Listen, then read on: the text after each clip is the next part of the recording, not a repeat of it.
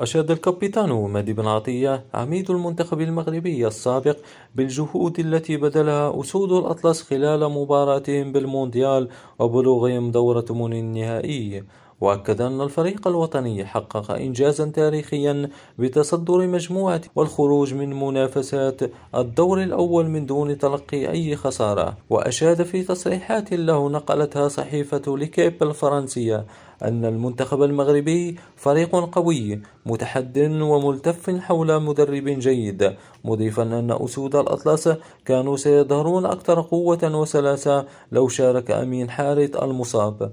وقال بن عطية في هذه النسخة من المونديال تلاحظ مجموعة قوية متحدة ملتفة حول مدرب جيد للغاية: مزراوي، بونو، أكرد، زياش، حكيمي، سيس، أنصيري، كلهم لاعبون على المستوى الدولي. وإلى جانبهم نرى لاعبين في بداية مشوارهم الدولي كأناحي أم الله أخنوس وغيرهم من اللاعبين الذين يكبرون، وما ينقص هو حارث. لو كان حاضرا لكان أداء المنتخب المغربي أكثر قوة وسلاسة.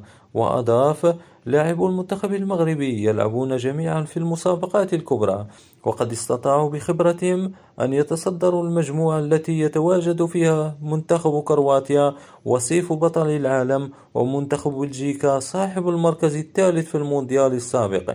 إنهم لا يخشون أحدا ويلعبون بوجوه مكشوفة.